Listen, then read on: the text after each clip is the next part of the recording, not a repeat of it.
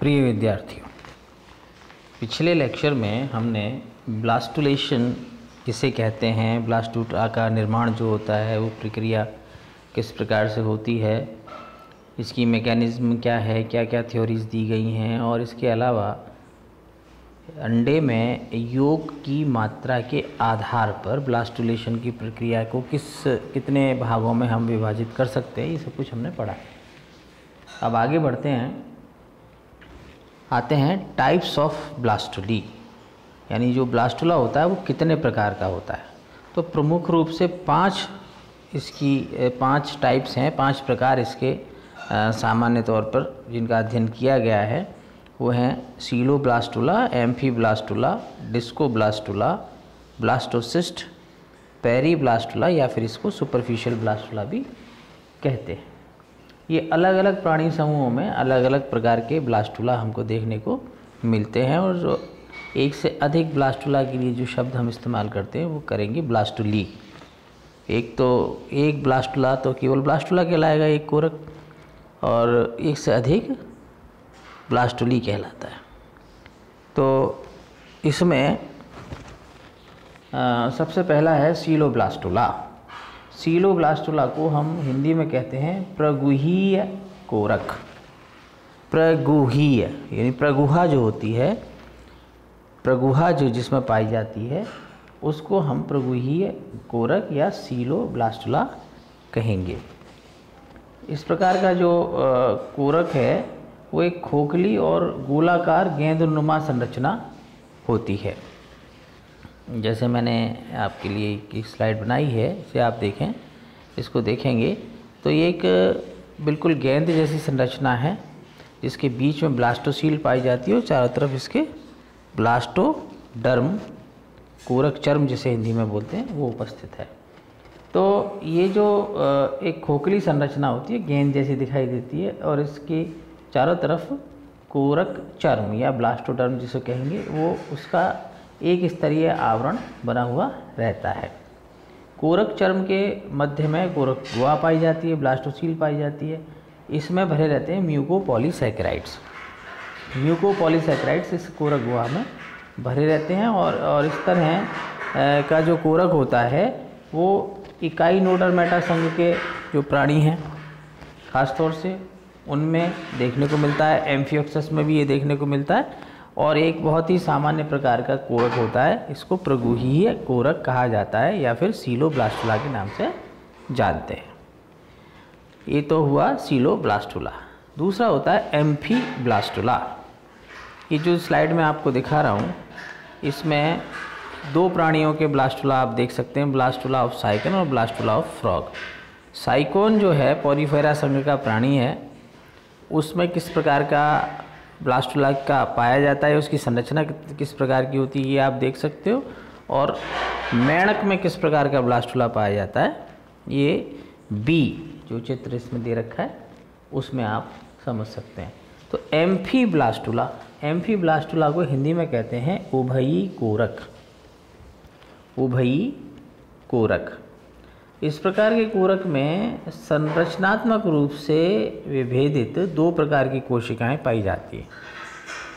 कोरक के पृष्ठ अर्धभाग में छोटे आकार की कोशिकाएं पाई जाती हैं, इन्हें लघु कोरक खंड कहते हैं। लघु कोरक खंड, इंग्लिश में बोलेंगे इनको माइक्रोमियर, माइक्रोमियर। और कोरक के अधर भाग में जो इसकी जो वेंट्रल साइड है उसमें पीतक युक्त बड़े आकार की कोशिकाएं पाई जाती हैं, यानी वो कोशिकाएं जिनमें पीतक की मात्रा अधिक होती है वो बड़े आकार के कोरक खंड होते हैं, उनको बोलते हैं मैक्रोमियर्स। तो जैसे इसमें साइकोन के आप ब्लास्टुला में देखो तो ये ऊपर की तरफ जो अधर सतह है इस पर मेगामियर्स उपस्थित है, नीचे की तरफ जो पृष्ठ सतह है इस पर माइक्रोमियर उपस्थित है।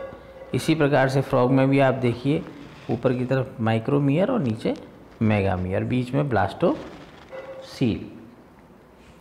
इस प्रकार के कोरक में कोरक गुहा भी मध्य में नहीं पाई जाती, जैसे मैंने आपको पहले भी बताया था। उसमें कोरक गुहा पृष्ठ की तरफ स्थित होती है, थोड़ा सा सेंटर से हटकर स्थित होती है। और इस तरह का कोरक जो देखने को मिलता है साइकन में देख सकते हो आप, मेंढक में देख सकते हो फॉर एग्जाम्पल के रूप में देखना चाहें तो। और साइकन की ये जो एम्फीब्लास्टुला है, इसके पृष्ठभाग में जो लघु कोरक खंड पाए जाते हैं, इसके जो पृष्ठभाग में लघु कोरक खंड माइक्रोमियर पाए जाते हैं, उनमें छोटे छोटे फ्लैजिला भी पाए जाते हैं, कशाप भी पाए जाते हैं। जबकि इसकी जो अधर सतह है उस पर जो कोशिकाएं पाई जाती हैं उनमें कशाप नहीं पाए जाते, बल्कि वो बड़ी बड़ी कोशिकाएं होती हैं, उनमें छोटे छोटे दाने अवश्य देखने को मिलते हैं। तो इस प्रकार के जो ब्लास्टुला हैं वो कहलाता है एम्फीब्लास्टुला। जैसे आपको साइकन और फ्रॉग के डायग्राम से मैंने आपको इनकी संरचना के बारे में बताया। अब आते हैं डिस्कोब्लास्टुला पर।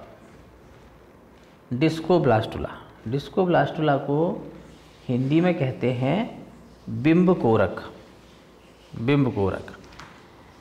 अब पहले भी मैंने बताया था आपको कि ये बिंब कोरक ज़्यादातर उन अंडों में बनते हैं उन जिनमें पीतक की मात्रा बहुत अधिक होती है, और इस कारण से जो पीतक वाला हिस्सा होता है उसमें डिवीज़न नहीं हो पाता है, इसलिए उसको हम बिंब कोरक बोलते हैं। क्योंकि जिधर पीतक की मात्रा कम होती है उधर ही केवल इसमें डिवीज़न देखने को मिलता है। और ख़ास तौर से ये जो डिवीज़न की प्रक्रिया या विभाजन की प्रक्रिया होती है, ये अंडे के प्राणी ध्रुव की तरफ, जो सक्रिय ध्रुव भी कहलाता है, एनुअल पोल कहलाता है, वो वहाँ होती है, और वहीं पर एक डिस्क का निर्माण होता है। इस डिस्क को बिंब पीतक के ऊपर ये बिंब बोलते हैं, और ये जो पीतक होता है उसके ऊपर ये डिस्क स्थित होती है। उसी में जितने विभाजन होते हैं उस डिस्क के अंदर ही इस प्रकार के विभाजन हमको देखने को मिलते हैं।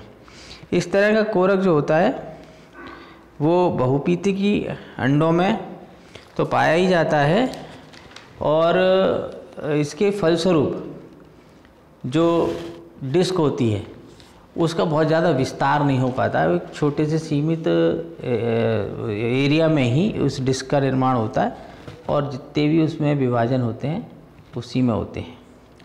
बिंब कोरक में पृष्ठ की तरफ एक छोटी पीतक विहीन कोशिकाएं पाई जाती हैं, जो कि मिलकर एपीब्लास्ट का निर्माण करती हैं। जो मैं आपको एक स्लाइड दिखा रहा हूँ, इसमें आप देख सकते हैं एपीब्लास्ट जो सतह की जो उसकी सतह है बिंब की डिस्क की, उस पर तो एपीब्लास्ट होती है, और एक छोटी सी ब्लास्टोसील पूरा गुहा भी स्थित होती है, जिसमें एक या दो परत कोशिकाओं की देखने को मिलती है। इनको हाइपोब्लास्ट कहा जाता है।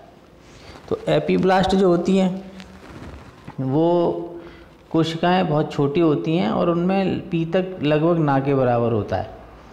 पीतक की मात्रा इसमें बहुत कम होती है या नहीं होती है, तो इनको एपीब्लास्ट कहते हैं। जबकि बड़े आकार की पीतक जो कोशिकाएं होती हैं वो जो जर्मिनल जो कैविटी होती है जननिक गुहा में, उसमें प्रवेश कर जाती हैं, और उनको बोलते हैं हाइपोब्लास्ट।